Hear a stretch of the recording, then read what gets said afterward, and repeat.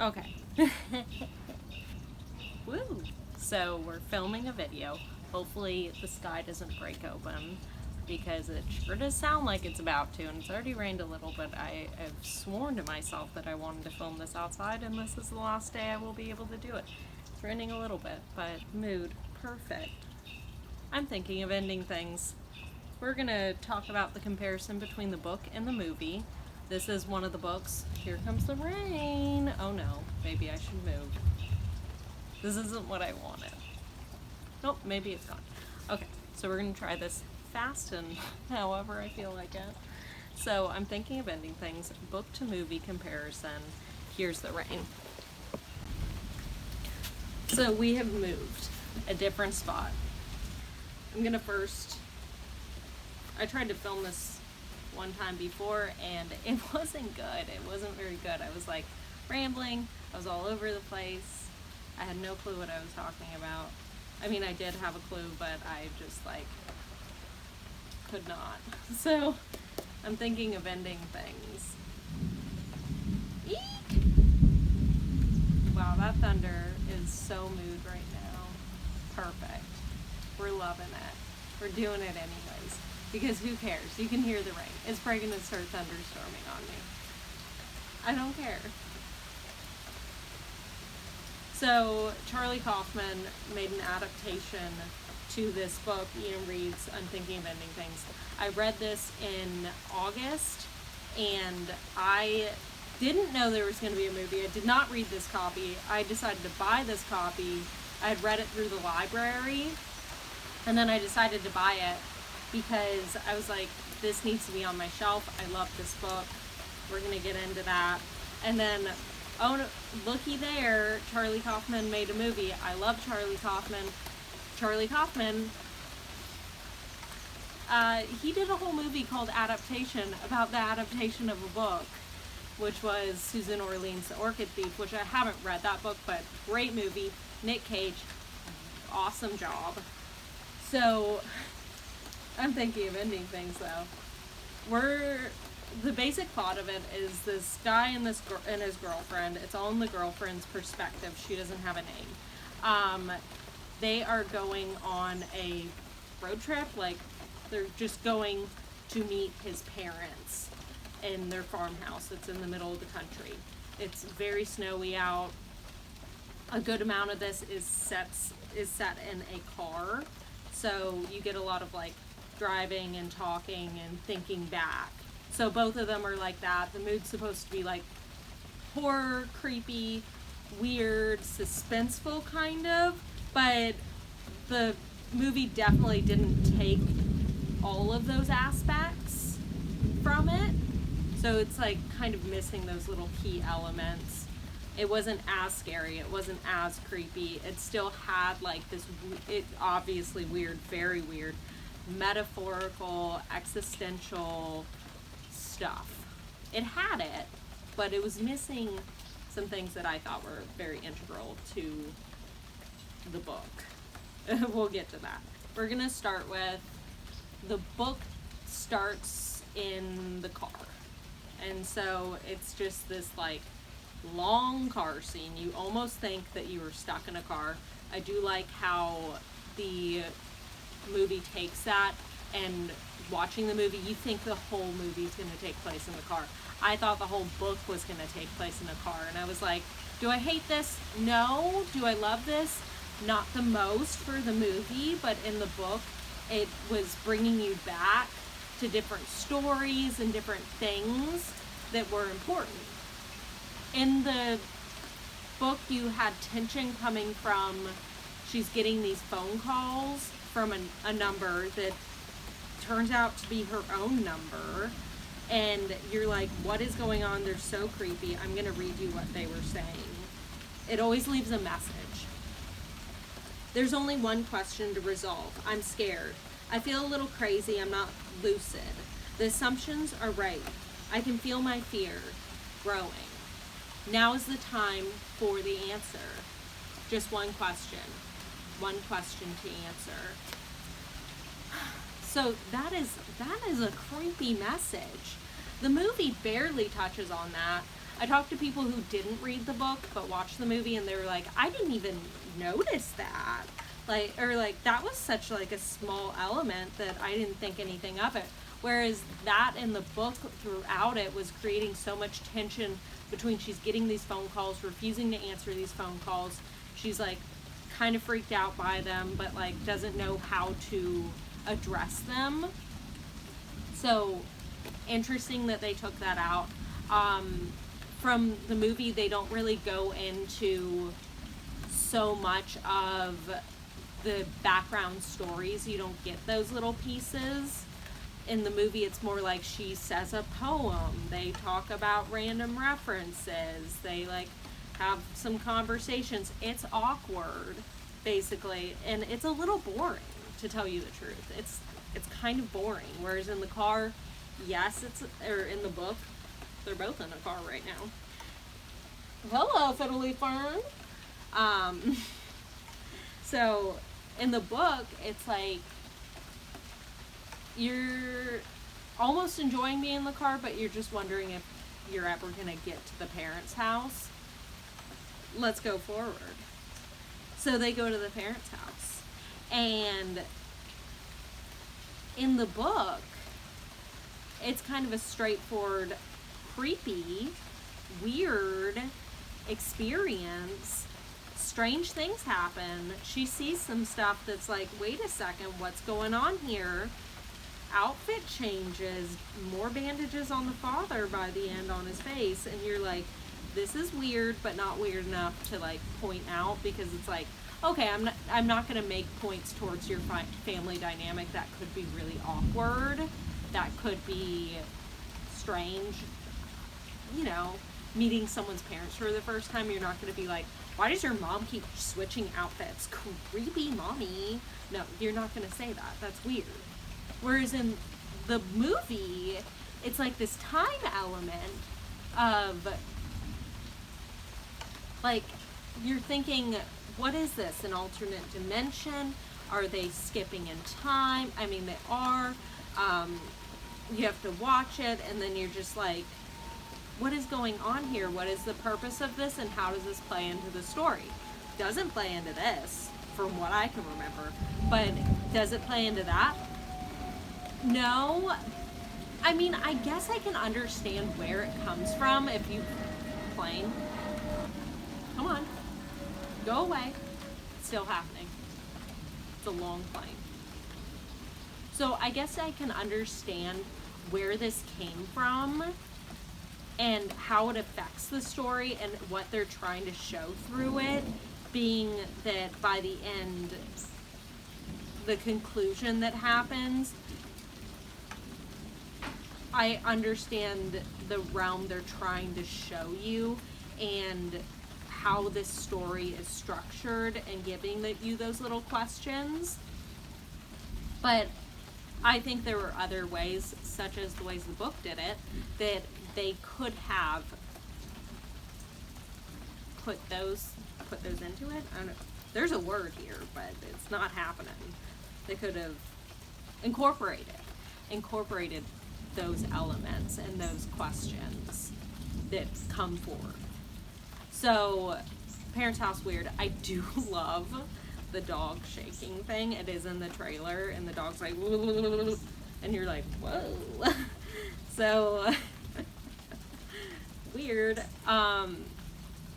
I don't know. It's like, in that aspect, they did get the mood correct, but at the same time, the fact that she isn't bringing question into why is this happening?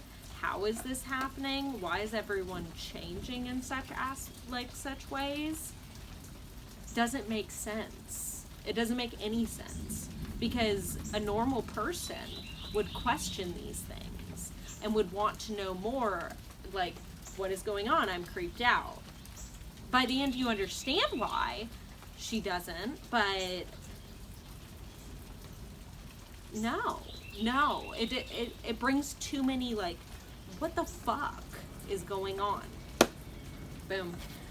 Another thing is, like, at the end of the parents' house, the mother gives her something that plays, like, such a big role in the climactic point of the book, but they don't add that into the movie, and the fact that they didn't add that brings away from that point. By the end you'll understand that why that happened, but at the same time, or why they took it away, but at the same time they needed that. And we're gonna get to my feelings on the ending, because it is on we go. So they get back in the car and you're like, wow, is this gonna be a full-on car thing? Both of them.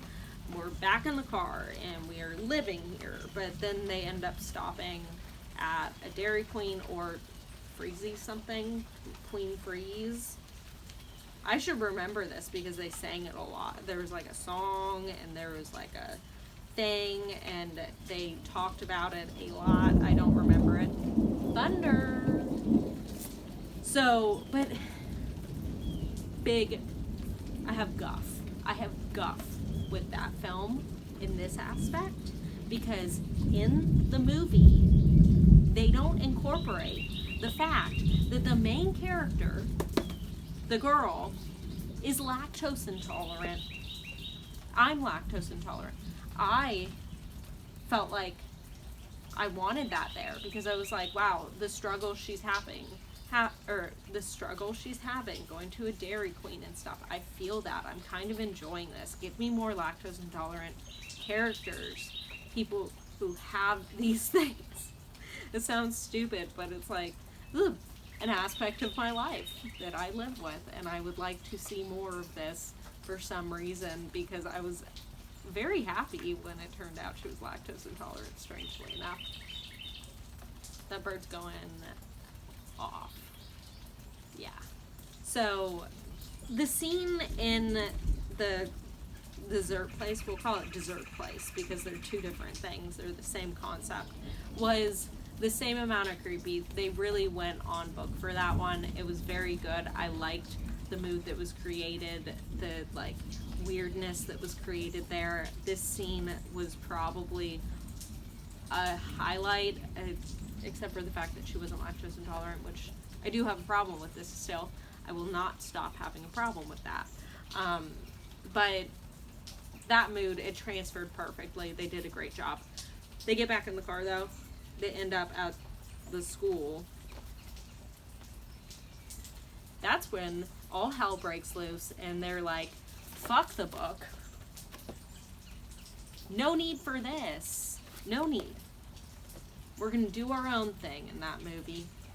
There's a musical scene.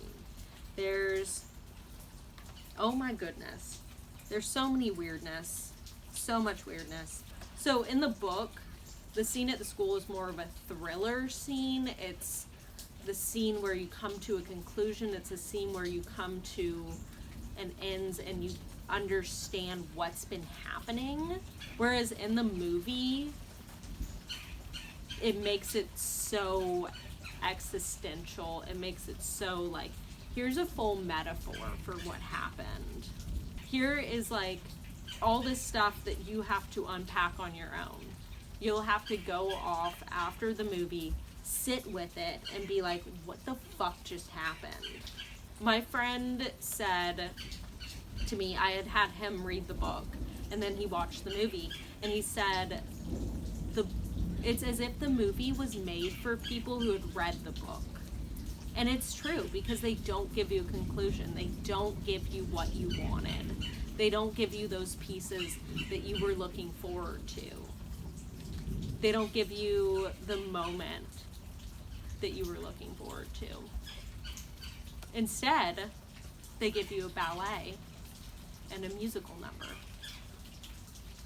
I will say, I was talking to my brother, and he was saying that it's kind of interesting to look at, because when seeing a ballet, you wouldn't know what's going on unless you had read the playbill most of the time, or was able, like, knew the story behind the ballet you were watching.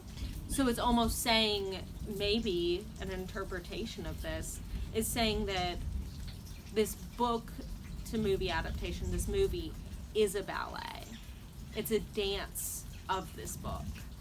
It's an interpretation in a way that you can interpret it on your own, but having the book as a key, like having a playbill as a key or something like that, a ballet bill, I don't know, would help you to understand the meaning, the movement, the story, everything. So it is interesting looking at it from that perspective, but I don't know, I wanted to see the book. I wanted to see that ending in the book. I was looking forward to it throughout the movie. I understand it's Charlie Kaufman and he does some wild stuff. I mean, have you seen Anomalisa? That was weird. I loved it though. I'm gonna go into some spoilers. Maybe a little bit of spoilers, so if you don't want those, you can jump. I don't even know where it would be for. So I'm gonna put a spoiler thing up so you'll know not to watch this part if you don't want it. So in the book you get keys throughout the whole arc of the story. You get the keys of her saying things like, this was a no mirror day. You get a key through an understanding what the ending will be through the fact that the first time she and Jake got together at her apartment, he says, let's not have sex, let's instead just use our hands. Interesting. But, and then also with the picture on the wall at the parents' house, she's like, is that me? Like, that's me in that picture. And he's like, in her head, and he's like, that's a picture of me as a child. And then also the way that sometimes throughout he will answer her thoughts, but you kind of write that off as being not a part of it. Those elements, yes, they had the picture element, but they didn't have all of these things that came together to bring understanding to the fact that all three of these people are the same people. The janitor, the girl, and Jake. And they didn't give you that to wrap it up. They didn't give you the picture that the mother gives her, the painting that she says, that is me. They didn't give you the ending scene. They didn't give you any of it. The paint on the hands. And that kind of saddened me because most people I spoke to that hadn't read the book and saw the movie were like, I had no clue. I didn't know. Like, I couldn't understand that all three were the same. I only realized that, like, two were the same or something like that. So that was kind of interesting. Oh, let's go out of spoilers. So another thing was I didn't like how much they focused on the janitor throughout the whole thing. I didn't want that focus. I thought in the book that it was really nice how they just gave you like these interview style things where it's like people talking about what happened after the fact, but in such a way that you didn't really understand what they were talking about until you had come to the conclusion. Overall, I'd say I loved the book. Did I love the movie? I thought it was beautiful. I thought it was an interesting piece. It was definitely art. It had interesting dialogue sometimes. That dog scene was really good. I thought they played with it in a way that, I was gonna say interested me in a cool way. But do I think it was a good adaptation? No, not really. The musical number. The musical number. What? And walked away. Maybe I should rewatch it because I did step away. I was like, I don't see how this is very long and kind of annoying.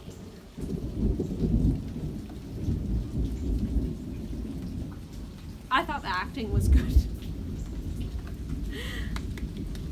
So those are my feels those are my feels. Those are my feelings on I'm Thinking of Ending Things by Iain Reid and the movie. I hope that you enjoyed it. I will come back at you and talk about some other stuff later. So look forward to me. Subscribe to me.